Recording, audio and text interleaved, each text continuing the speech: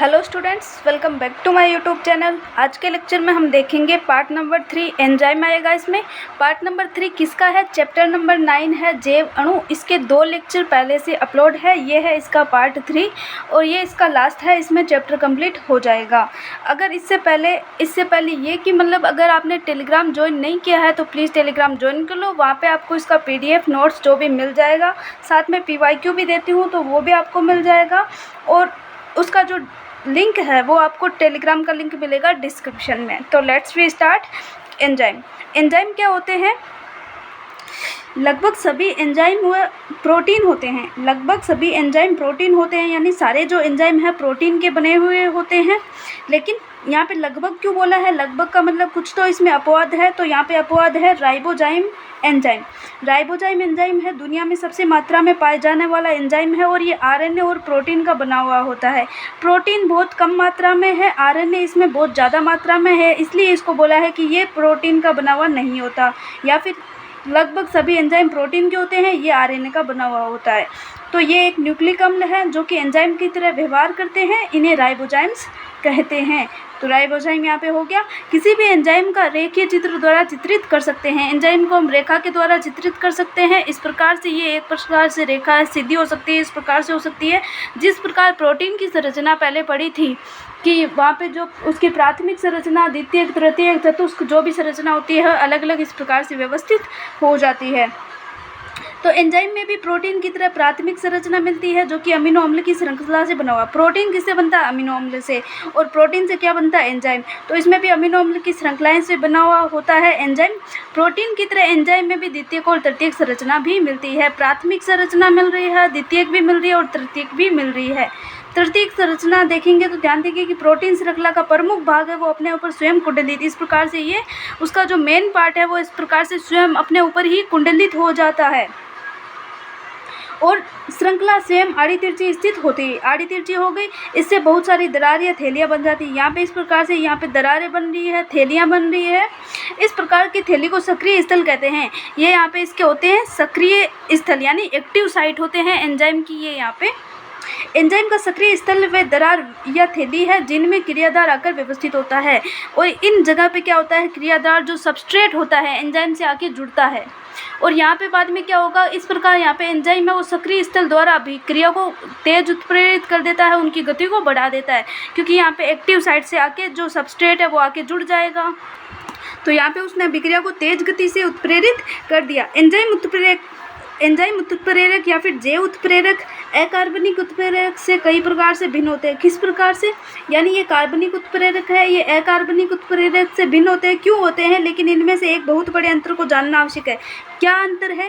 अकार्बनिक उत्प्रेरक है उच्च तापक्रम व दाब पर कुशलता से काम करते हैं। जो अकार्बनिक वाले जो उत्प्रेरक होंगे वो क्या करेंगे? ज़्यादा ताप है, दाब है, जो भी है उस पर आराम से वो काम कर रहे हैं। लेकिन जो एंजाइम है वो ज़्यादा ताप पे नष्ट हो जाते हैं या फिर उनका विकृतीकरण हो जाता है, डीनेचुरेशन जिसे बोलते हैं।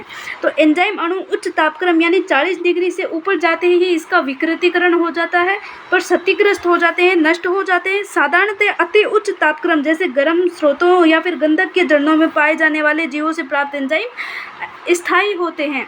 यानी कुछ ऐसे एंजाइम बनाए जाते हैं, जैसे हमने पहले पढ़ा था कि जो आर्किबैक्टीरिया होते हैं वो बहुत ज़्यादा गर्म झरनों के अंदर पाए जाते हैं।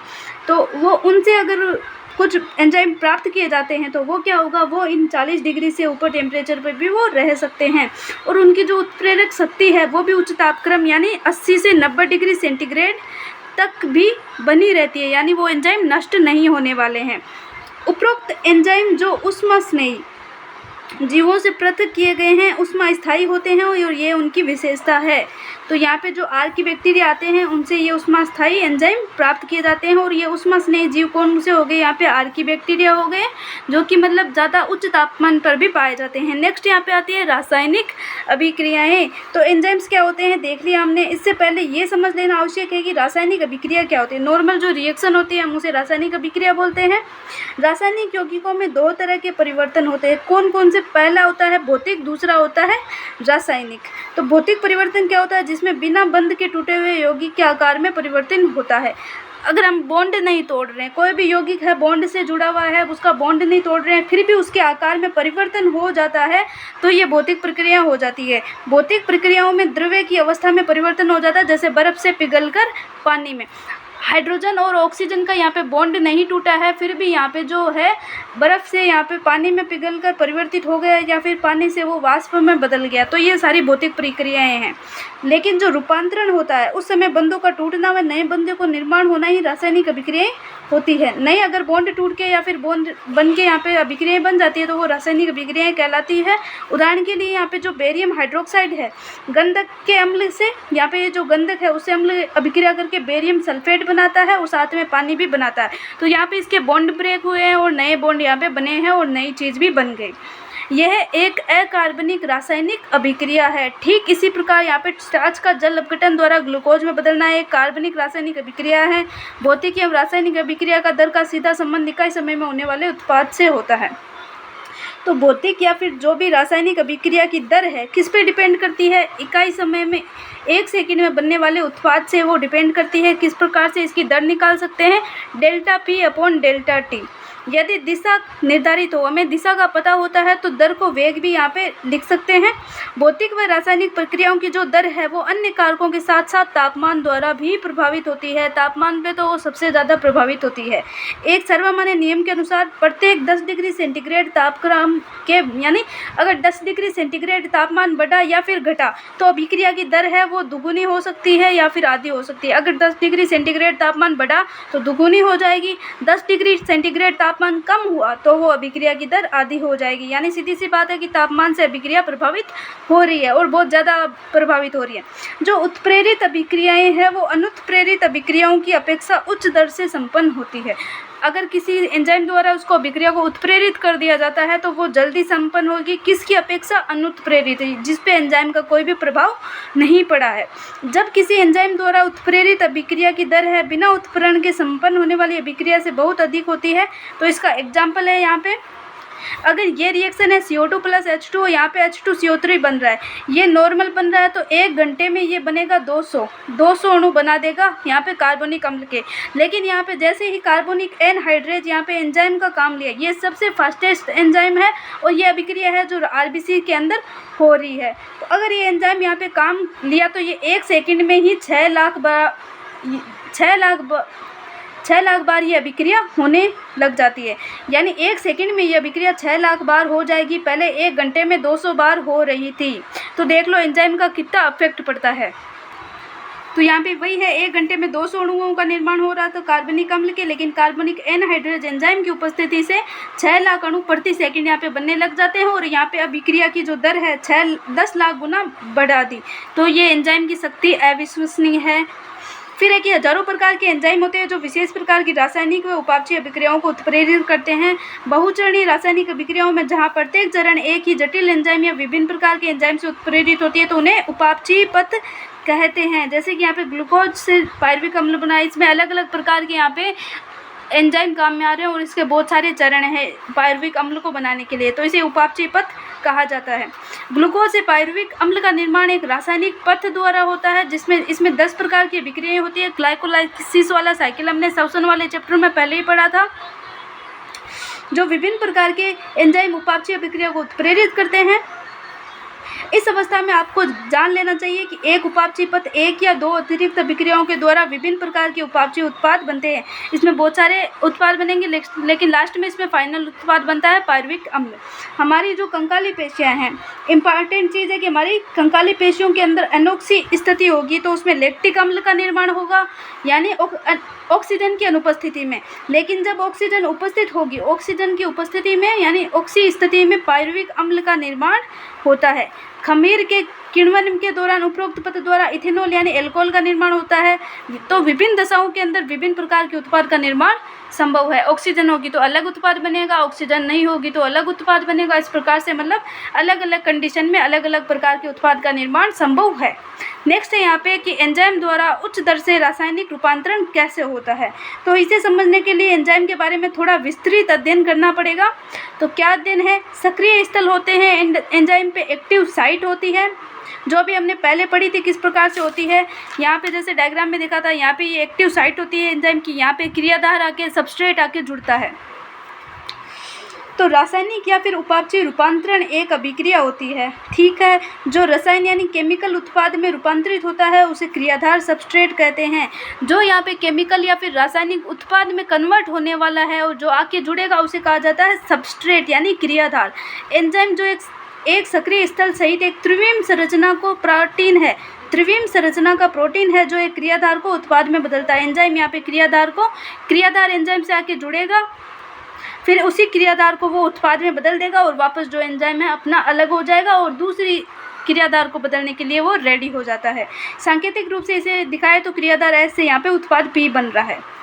क्रियाधार एस एंजाइम के सक्रिय स्थल जो दरार या पुट्टिका हमने पढ़ी थी या फिर थैली जैसी संरचना पढ़ी थी उनमें जाके जुड़ जाता है। क्रियाधार सक्रिय स्थल की ओर जाते हैं, फिर वो क्रियाधार है सक्रिय स्थल की ओर जाते हैं, वहाँ से जाके जुड़ जाता है। इस प्रकार आवश्यक एंजाइम क्रियाधार सम्मिश्र का अविकल्पीय निर्माण होता है, यानी आवश्यक एंजाइम क्रियाधार सम्मिश्र बनता है यहाँ पे। अब यहाँ पे अभिक्रिया रिवर्सिबल नहीं है, इरिवर्सिबल हो गई, यानी वापस बैक में नहीं जा सकती। यहाँ पे एंजाइम क्रियाधार सम्मिश्र बना। फिर यहाँ पे क्या है कि जो ई एंजाइम है प्रदर्शित करता है, इस समूह का निर्माण एक अल्पकालिक घटना है, बहुत कम टाइम के लिए इसका निर्माण होता है। फिर यहाँ पे क्या होता है, क्रियाधार एंजाइम के जो सक्रिय स्थल से जुड़ने की अवस्था में क्रियाधार की नई संरचना का निर्माण होता है, जिसे कहा जाता है संक्रमण अवस्था संरचना, जो कि अभी हम डायग्राम में देखेंगे। इसके बाद ही शीघ्र ही प्रत्याशित बंध के टूटने या बनने के उपरांत सक्रिय स्थल से उत्पाद अवमुक्त हो जाता है। यहाँ से जो क्या है, यहाँ से उस पर क्रियाधार जुड़ा और उसने सम्मिश्र बनाया, वहाँ पे उत्पाद बना और उत्पाद से वो जो एंजाइम है यहाँ पे बॉन्ड टूटने लग जाएंगे, उत्पाद से अलग होने लग जाएगा। दूसरे शब्दों में कहे तो क्रियाधार की संरचना उत्पाद की संरचना में रूपांतरित हो जाती है। जो भी क्रियाधार की संरचना थी, उत्पाद की जो संरचना उसमें चेंज होने लग जाती है। रूपांतरण का यह पथ तथा कथित संक्रमण अवस्था के द्वारा होता है। किसकी अवस्था द्वारा? यहाँ पे संक्रमण अवस्था, जो अभी हम देखेंगे कि मतलब जितना उसको टाइम लग रहा है, किस प्रकार से क्या उसको ऊर्जा लग रही है, उसे बोला जाता है संक्रमण अवस्था। स्थायी क्रियाधार व उत्पाद के बीच में बहुत सारी रूपांतरिक संरचनाएं अवस्थाएं हो सकती है। अलग अलग वहाँ पे बीच में कंडीशन हो सकती है कि वहाँ पे कितनी चीज़ें बन रही है। बनने वाली सभी मध्यवर्ती संरचनात्मक अवस्था अस्थायी होती है। बीच में जो भी बनेगी वो अस्थायी होती है, लास्ट में बनेगा वो फाइनल होता है स्थायी उत्पाद। स्थायित्व का संबंध अणु की ऊर्जा अवस्था या फिर संरचना से जुड़ा हो सकता है। उसकी संरचना किस प्रकार की है, उसी प्रकार से वो स्थायी रहेगा या नहीं रहेगा, ये उसकी संरचना पर और उसकी जो ऊर्जा है उस पर डिपेंड करता है। फिर यहाँ पे है कि जो वाई अक्ष है, यहाँ पे क्रियाधार की दर है और यहाँ पे क्रियाधार की विभव ऊर्जा है।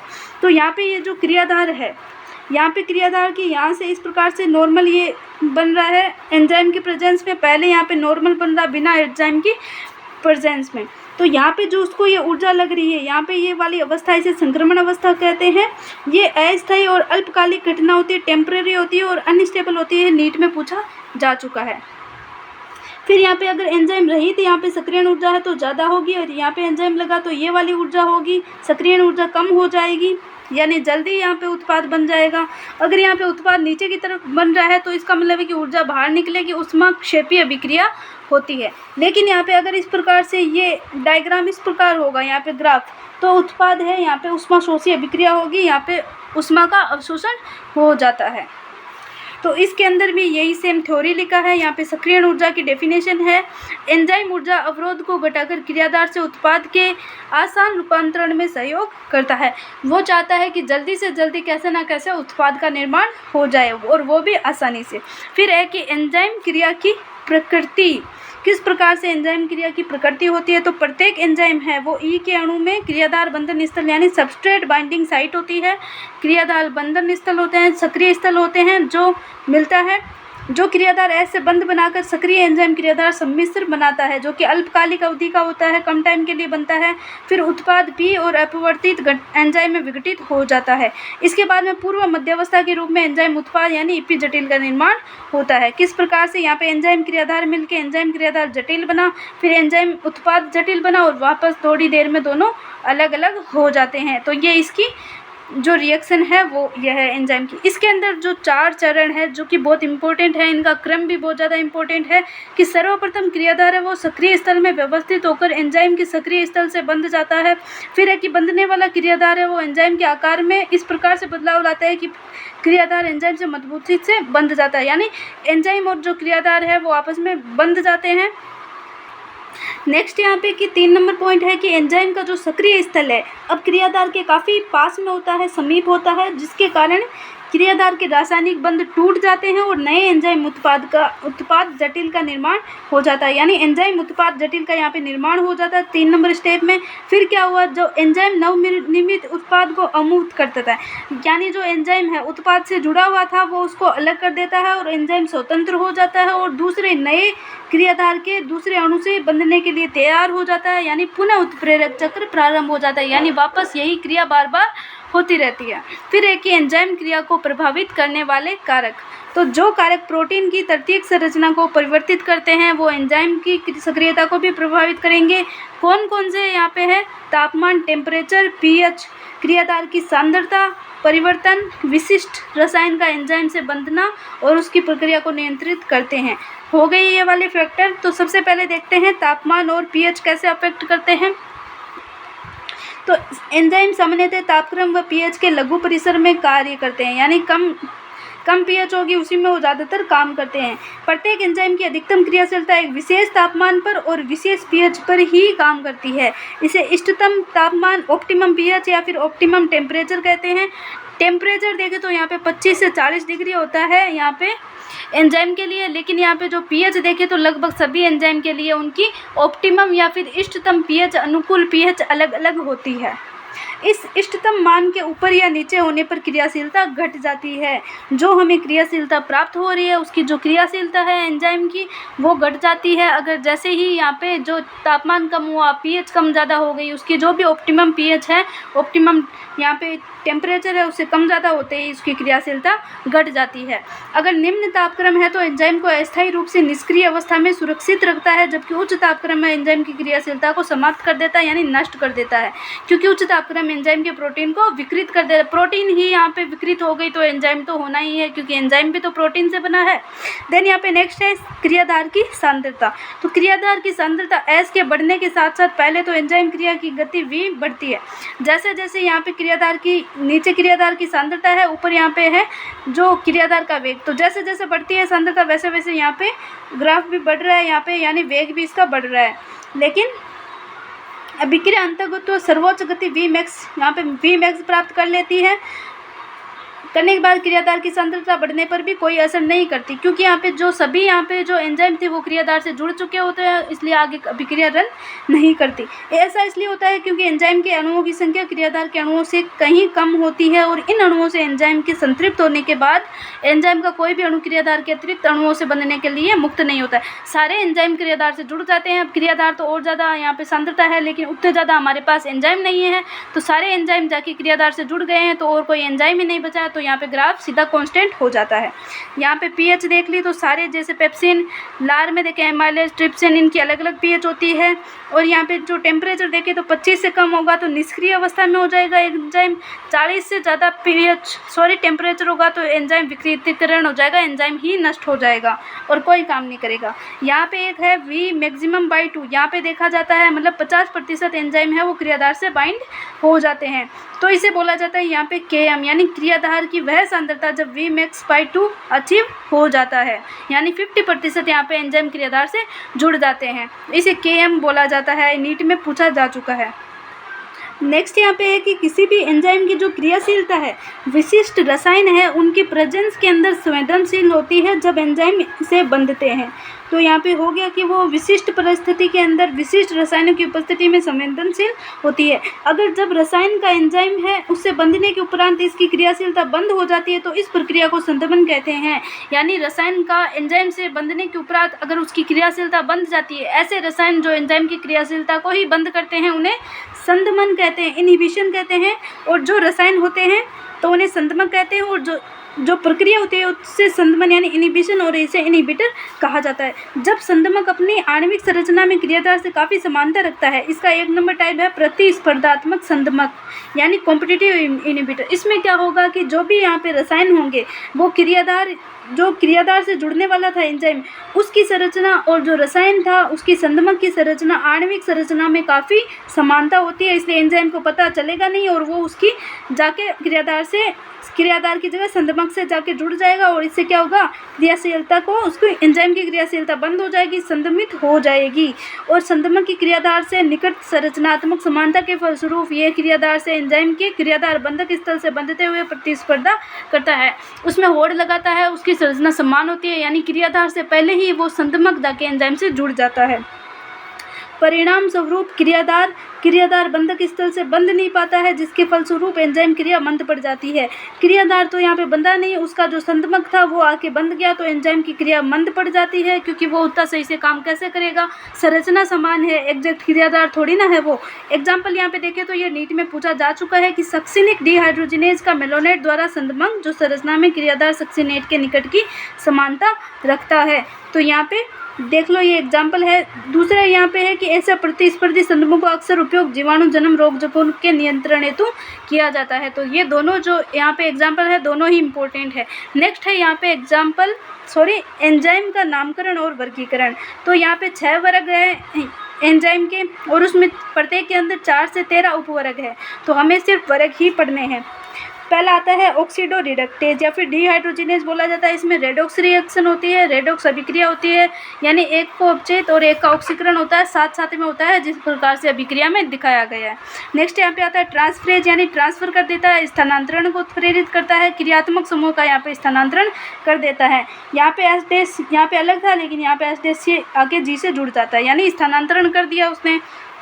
नेक्स्ट है हाइड्रोलेज, मतलब अगर जल की उपस्थिति में अगर कोई भी बॉन्ड ब्रेक हो रहे, कौन कौन से हो सकते हैं, इतर पेप्टाइड जो भी यहाँ पे अलग अलग बंध है वो टूट जाते हैं, तो उसे हाइड्रोलेज एंजाइम कहते हैं। फिर यहाँ पे लाइजेज, यानी यहाँ पे जल नहीं होगा लेकिन दूसरी अतिरिक्त विधि द्वारा वहाँ पे बॉन्ड का ब्रेक होगा, तो उसे लाइजेज कहते हैं। नेक्स्ट है यहाँ पे आइसोमरेजेज। आइसोमर्स होते हैं, आइसोमर्स मतलब संरचना अलग अलग सूत्र समान होता है, तो वो सेम दिखते हैं और अंतर रूपांतरण को ये यानी आइसोमर्स को वो प्रेरित करते हैं, जैसे ग्लूकोज और फ्रक्टोज। जैसे ग्लाइकोलाइसिस में देखते हैं ग्लूकोज 6 फॉस्फेट से फ्रक्टोज 6 फॉस्फेट बनते हैं, तो सेम होते हैं, वो संरचना उनकी अलग अलग होती है। नेक्स्ट है यहाँ पे लाइगेजेज। पहले लाइगेजेज था, यहाँ पे लाइगेजेज है, ये 2 यौगिकों को आपस में जुड़ने को उत्प्रेरित करते हैं। एग्जाम्पल आप ये देख लेना। नेक्स्ट है यहाँ पे टॉपिक इसका लास्ट है चैप्टर का सहकारक यानी कोफैक्टर्स।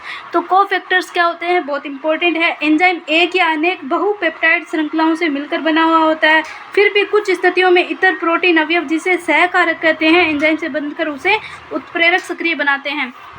यानी ऐसे यहाँ पे कुछ चीज़ जो कि मतलब वो उसको उत्प्रेरक सक्रिय बनाते हैं, उसको सक्रिय करते हैं एंजाइम को, वो सहकारक कहलाते हैं। संदमन होते हैं जो उसकी क्रियाशीलता को ही रोक देते हैं, लेकिन सहकारक उसकी क्रियाशीलता को बढ़ा देते हैं, उससे और ज़्यादा सक्रिय कर देते हैं। इन उदाहरणों में एंजाइम के केवल प्रोटीन भाग को एम्पो एंजाइम कहते हैं। एंजाइम का जो प्रोटीन भाग होता है उसे एपो एंजाइम कहते हैं। सहकारक 3 प्रकार के होते हैं, प्रोस्थेटिक समूह होता है, सह एंजाइम होता है और धातु आयन होते हैं। एक रिएक्शन है यहाँ पे कि एपो एंजाइम होता है वो प्रोटीन भाग होता है एंजाइम का, सहकारक है वो कार्बनिक या फिर अकार्बनिक भाग होता है, ये मिलके यहाँ पे होलो एंजाइम यानी पूरा एंजाइम बनाते हैं। ये रिएक्शन भी नीट में पूछी जा चुकी है, तो स्टार लगा लो। फिर है यहाँ पे कि सहकारक की एक डेफिनेशन है कि ऐसे रसायन जो एंजाइम के साथ जुड़कर उसकी क्रिया को बढ़ा देते हैं सहकारक कहलाते हैं। इजी डेफिनेशन है। नेक्स्ट है यहाँ पे प्रोस्थेटिक समूह पहला, तो ये कार्बनिक यौगिक होते हैं। यहीं पे देखा था हमने कि जो सहकारक है वो कार्बनिक होते हैं। कार्बनिक और अकार्बनिक 2 प्रकार के हो सकते हैं। पहला जो है दोनों कार्बनिक है, लास्ट वाला जो धातु आयन है वो अकार्बनिक हो गया। तो प्रोस्थेटिक समूह कार्बनिक यौगिक होते हैं और अन्य सहकारकों के इस रूप से भिन्न होते हैं क्योंकि ये एपो एंजाइम से दृढ़ता से बंधे हुए होते हैं। प्रोस्थेटिक समूह एपो एंजाइम से दृढ़ता से बंधे हुए होते हैं। दूसरा सह एंजाइम भी कार्बनिक यौगिक होते हैं, इनका संबंध एपो एंजाइम से अस्थायी होता है, यानी एपो एंजाइम से दृढ़ता से बंधे हुए नहीं होते हैं। ये सामान्य उत्प्रेरण के दौरान बनता है। सह एंजाइम विभिन्न एंजाइम उत्प्रेरित अभिक्रियाओं में सहकारक के रूप में कार्य करते हैं। यहाँ पे भी इसके एग्जाम्पल देख लेना। यहाँ पे हिम प्रोस्थेटिक समूह होता है। नेक्स्ट यहाँ पे विटामिन होते हैं जो सह एंजाइम होते हैं। जो विटामिन नियासिन से जुड़ते हैं। नेक्स्ट यहाँ पे धातु आयन की कई एंजाइम की क्रियाशीलता है, यानी ये धातु आयन एक्टिवेटर्स होते हैं। ये धातु आयन की आवश्यकता होती है जो सक्रिय स्थल पर पार्श्व श्रृंखला से समन्वय यानी बंध स्थापित समन्वय बंध बनाते हैं और उसी समय एक या फिर एक से अधिक समन्वय बंध द्वारा क्रियाधारकों से जुड़ जाते हैं। जैसे यहाँ पे जिंक एक सहकारक की तरह काम कर रहा है और कार्बोक्सीपेप्टिडेज यहाँ पे है, तो ये एग्जाम्पल आपको याद रखने हैं। नेक्स्ट यहाँ पे लास्ट लाइन है चैप्टर की कि एंजाइम से यदि सहकारक को अलग कर दिया जाए तो इनकी जो उत्प्रेरक क्रियाशीलता है वो समाप्त ही हो जाती है। इससे स्पष्ट है कि एंजाइम की उत्प्रेरक क्रियाशीलता हेतु ये निर्णायक भूमिका अदा करते हैं, निर्णायक भूमिका निभाते हैं। Okay bye, thank you.